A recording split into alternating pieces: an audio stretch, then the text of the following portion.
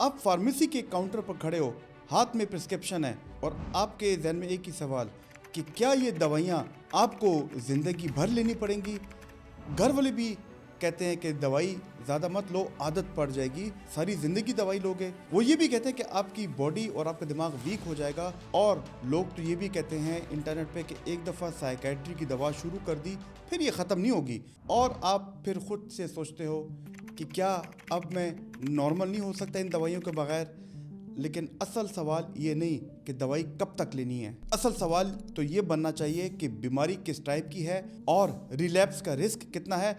और यहीं पर लोग सबसे बड़ी गलती करते हैं, दवाई छोड़ देते हैं, उनको वापस अलामात आती हैं, उनको वापस एंग्जाइटी और घबराहट शुरू होती है और इसके साथ साथ फिर वो किसी और डॉक्टर के पास जाते हैं। आज मैं आपको सीधा साधा एक ऑनेस्ट जवाब दूंगा, बिल्कुल गाइडलाइंस के मुताबिक, साइंस और रिसर्च के मुताबिक, और सबसे बढ़ के ये कि इंसानियत के मुताबिक।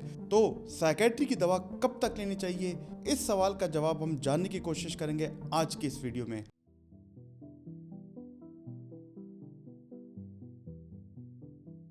दोस्तों, मेरा नाम प्रोफेसर डॉक्टर अली मुफ्ती है, मैं एक साइकेट्रिस्ट हूँ।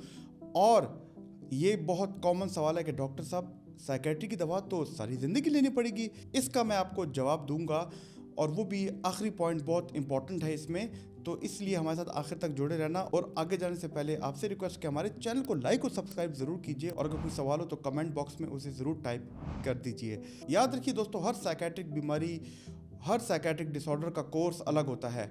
हर पेशेंट का रिलैप्स रिस्क भी डिफरेंट होता है, क्योंकि हर पेशेंट, उसका एज डिफरेंट, उसकी फिजिक डिफरेंट और उसके सोशल सर्कमस्टेंसेस डिफरेंट होते हैं। एक एपिसोड का ये मतलब नहीं कि आपको सारी ज़िंदगी बीमारी रहेगी, सारी ज़िंदगी दवा खानी पड़ेगी।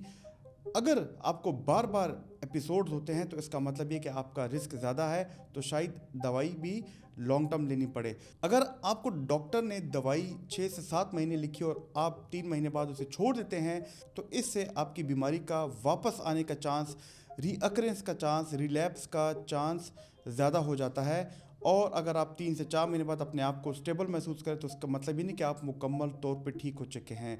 अगर आप सिर्फ अलामात देखकर डिसीजन लेते हो तो ये पिक्चर अधूरी और आधी रह जाती है। तो चलिए अब हम देखते हैं कि साइकेट्री में जो जो आम बीमारियां हैं उनके मुताबिक बात करते हैं कि दवा कितने अरसे तक लेनी चाहिए ताकि कन्फ्यूजन ख़त्म हो जाए। सबसे पहले हम बात करते हैं डिप्रेशन की बीमारी की, क्योंकि डिप्रेशन की बीमारी में हमने देखा है कि लोगों का मिजाज बहुत उदास होता है, रोना आता है, उनको किसी काम में मज़ा नहीं आता, मेमोरी ख़राब होती है और वो अपने आप को बेबस महसूस करते हैं। तो अगर आपको डिप्रेशन की बीमारी डायग्नोज हो चुकी है और ये पहली दफ़ा है, तो इसमें दवाई कम से कम 6 से 9 महीने लेनी है, और वो भी तब लेनी है जब आप मुकम्मल तौर पर रिकवर हो चुके हो। ये नहीं कि आपने दवा स्टार्ट कर ली, आप 1 महीने से 2 महीने में बेहतर हो गए हो, तो वहाँ से लेके आपने 6 से 9 महीने तक दवाई लेनी है।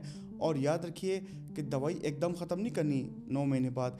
डॉक्टर की हिदायत के मुताबिक आराम आराम से दवाई को ख़त्म करना है, जिसे हम टेपर ऑफ कहते हैं। लेकिन आपने दवाई ख़त्म कर ली, अब आप दवाई के बगैर भी स्टेबल हो, और अगर आपको फिर से साल 2 साल बाद डिप्रेशन का अटैक आता है तो फिर ज़रूरी है कि 1 से 2 साल आप मुसलसल दवाई लो। और उसके बाद अगर आप ठीक हो जाते हो और 4-5 साल बाद फिर आपको डिप्रेशन का अटैक आता है, यानी कि 3 या उससे ज़्यादा आपको एपिसोड्स आ गए हैं डिप्रेशन के, तो फिर लॉन्ग टर्म ट्रीटमेंट है। लॉन्ग टर्म ट्रीटमेंट का मतलब कि आप कम से कम 4 से 5 साल दवाई लोगे, मुसलसल लोगे। और अगर आपको सीवियर डिप्रेशन है, यानी कि आप एक गोली से नहीं ठीक हो रहे, आपको हम 2 गोली दे रहे हैं, आपको हम रेजिस्टेंट डिप्रेशन डायग्नोस करके दवाई दे रहे हैं, या अगर आपके अंदर ज़िंदगी ख़त्म करने के ट्रेट्स हैं, या कभी आपने कोशिश की है कि मैं अपनी ज़िंदगी ख़त्म कर लूँ, तो फिर भी दवाई को लॉन्गर ट्रीटमेंट पे जाना चाहिए। कम से कम 3 से 5 साल उसको देना चाहिए। तो याद रखिए कि जो भी ट्रीटमेंट रेजिस्टेंस केसेस होते हैं उसमें मेंटेनेंस बहुत ज़रूरी हैं।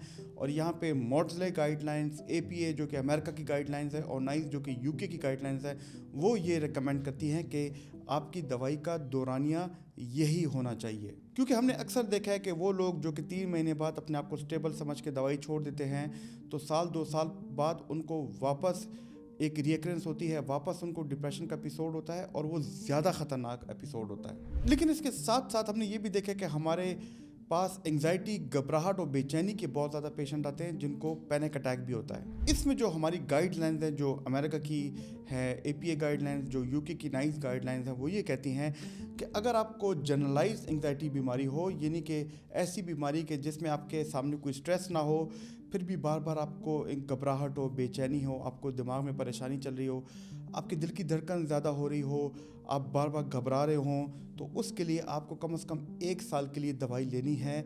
और अगर आपको पैनिक डिसऑर्डर है, पैनिक डिसऑर्डर में आपकी एंजाइटी 10 गुना ज़्यादा हो जाती है और आपको लगता है कि मेरी सांस ख़त्म हो रही है, मुझे घबराहट महसूस हो रही है, मुझे हो सकता है हार्ट अटैक हो जाओ, तो इसमें हो सकता है 12 महीने से लेके 18 महीने तक आपकी दवाई चले।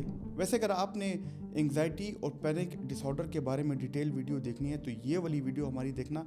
इसमें हमने बताया है कि एक पैनिक डिसऑर्डर और वो लोग जो उसे हार्ट अटैक समझते हैं उसमें डिफरेंस के बारे में तफसील से बात की है। एंजाइटी की एक और किस्म है जिसे OCD कहते हैं, ऑब्सेसिव कंपल्सिव डिसऑर्डर। याद रखिए कि इसकी ट्रीटमेंट लॉन्ग टर्म चलती है, यानी कि अगर आपको पहला एपिसोड हुआ है तो आपको इसकी ट्रीटमेंट 18 महीने से लेके 24 महीने तक, यानी कि 2 साल तक लेनी पड़ती है। और हम जब सोशल एंजाइटी की बात करते हैं तो ये इंडिविजुअल रिस्पॉन्स पर डिपेंड करता है कि जो लोग जल्दी ठीक होते हैं तो उनकी ट्रीटमेंट भी उतनी कम होती है। बार बार ये मैं बात रिपीट कर रहा हूँ कि अगर आपके सिम्टम्स ख़त्म हो गए हैं और आप समझते हो कि बस मैं दवाई बंद कर लूँ और डॉक्टर ने आपको बताया होता है कि नहीं दवाई लेनी है, तो रिलैप्स का रिस्क ज़्यादा हो जाती है। और वैसे अगर आप दवाई के साथ साथ थेरेपी लो तो ये कॉम्बिनेशन बहुत ज़्यादा बेहतर होता है, आप जल्दी ठीक होते हो। OCD के बारे में मैं ख़ास तौर पे ये बात बता दूं कि जो दवाइयाँ एंटी डिप्रेशन दी जाती हैं जिसमें SSRI हैं, ये हायर डोजेस पे दी जाती हैं।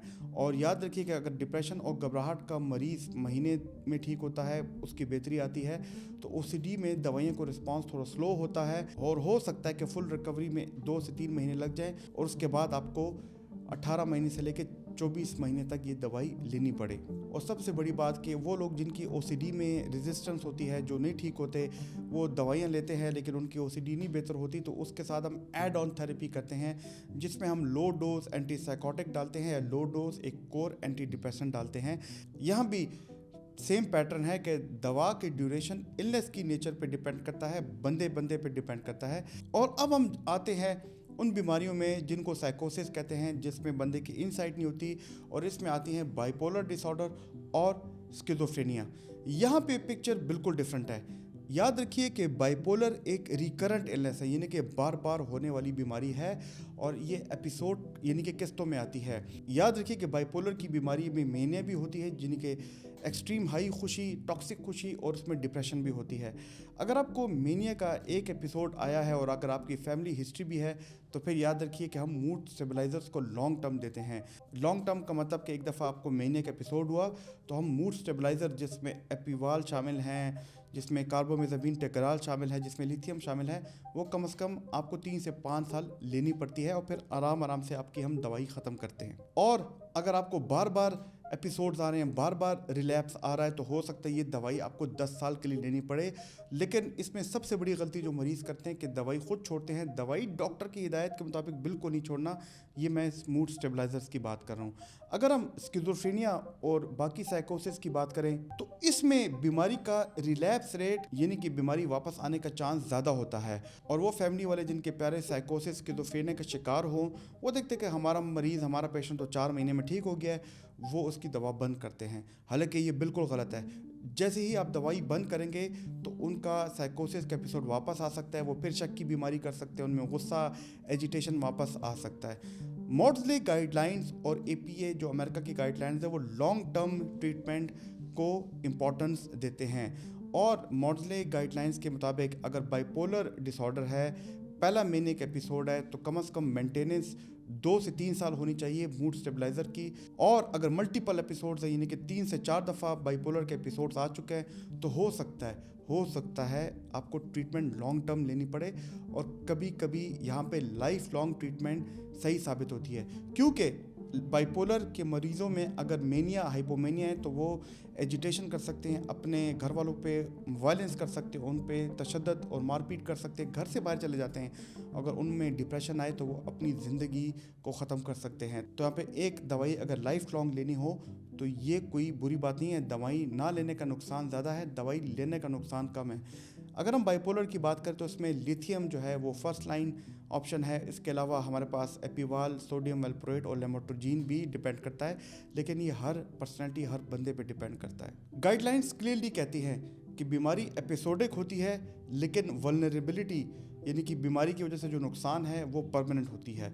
इसीलिए अगर स्किज़ोफ्रेनिया या साइकोसिस की बीमारी हो और अगर आपको पहली दफ़ा हो तो आपको कम से कम 2 साल तक दवाई लेनी ज़रूरी होती है। लेकिन बार बार अगर आपको एपिसोड्स आ रहे हैं तो फिर आपको लॉन्ग टर्म ये दवाई लेनी पड़ती है या लाइफ लॉन्ग भी कंसिडर होती है। वैसे मैंने स्किज़ोफ्रेनिया पे भी एक डिटेल वीडियो बनाई है, ये उसका लिंक है, इसको देख के भी आपको फ़ायदा होगा। वो दवाइयाँ जिनको हम एंटी साइकोसिस कहते हैं उसमें रेगुलर मॉनिटरिंग ज़रूरी होती है। उसमें आपको चाहिए कि ब्लड बार बार चेक किया जाए और आपके डॉक्टर उसके मुताबिक आपकी दवाई को एडजस्ट करें। याद रखिए कि अगर बार बार रिलैप्स होगा तो इससे आपकी ब्रेन रिकवरी में मुश्किलात आएंगी और उसके साथ साथ आपकी ब्रेन में स्ट्रक्चरल कमी होगी, आपका ब्रेन जो है वो डैमेज होगा। लोग जो इन दवाइयों को लेके अक्सर ज़्यादा गलती करते हैं कि अब मैं ठीक हो गया हूँ, मुझे लगता है कि इन दवाइयों की मुझे ज़रूरत नहीं है, टेस्ट करवाने की ज़रूरत नहीं है, मुझे इनके साइड इफ़ेक्ट से डर लगता है। तो याद रखिए कि गाइडेंस बेस्ड मेडिसिन जो है वो इमोशंस पे नहीं चलती, वो साइंस पे चलती हैं। कभी कभी हमारे पास ऐसे लोग भी आते हैं जो रेजिस्टेंट केस होते हैं, यानी कि वो कहते हैं कि डॉक्टर साहब मैं 3 दवाइयाँ ले चुका हूँ फिर भी मेरी डिप्रेशन, एंग्जाइटी नहीं ठीक हो रही, या फैमिली वाले कहते हैं कि इसको बार बार स्किज़ोफ्रेनिया होता है। तो रेजिस्टेंट केसेस हम उनको कहते हैं कि जब वो 2 मुख्तलिफ दवाइयों का ट्रायल्स ले चुके हों उसके बाद उनको हम रेजिस्टेंट लेबल करते हैं। और याद रखिए कि डोज की ऑप्टिमाइजेशन भी ज़रूरी है, यानी कि अगर एक ओसीडी का पेशेंट फ्लॉक्सेटिन 40 मिलीग्राम से नहीं ठीक हो रहा तो कोशिश करते हैं हम उसको 60 मिलीग्राम तक ले जाएं, फिर भी वो नहीं ठीक हो रहा तो फिर हम कहते हैं ये फ्लॉक्सेटिन रेजिस्टेंट है। इसमें हम एड ऑन थेरेपी भी करते हैं। फॉर एग्जांपल हम एक दवाई के साथ दूसरी दवाई लाजमन ऐड करते हैं और कोशिश की जाती है कि साइकोथेरेपी जिसे सीबीटी कहते हैं वो भी दी जाए। यहाँ पे दवा का ड्यूरेशन लंबा हो सकता है क्योंकि एक सिंपल केस नहीं होता, ये रेजिस्टेंट केस है। और याद रखिए कि इसकी ड्यूरेशन का आंसर भी सिंपल नहीं होता। अब यहाँ पे आता है सबसे बड़ा सवाल कि दवा कब बंद हो सकती है। जब मरीज़ की सिम्टम्स बिल्कुल ख़त्म हो जाएं और हम समझे कि इनको ख़त्म हुए भी 2 से 3 साल हो गए हैं, जब रिलैप्स का रिस्क लो हो, यानी कि अगर वो नशा करना छोड़ दे और उसकी फैमिली में जो उसको सोशल सर्कमस्टांसेस हैं वो भी बेहतर हो, जब उसके अपने स्ट्रेस ख़त्म हो जाएं और जब उसकी थेरेपी के साथ स्ट्रॉन्ग फाउंडेशन हो चुकी हो तो फिर हम आराम से दवाई ख़त्म करते हैं और वो भी under supervision of a psychiatrist. याद रखिए दवाई कभी भी सडन बंद नहीं करनी वरना आपको रिलैप्स ज़्यादा होगा।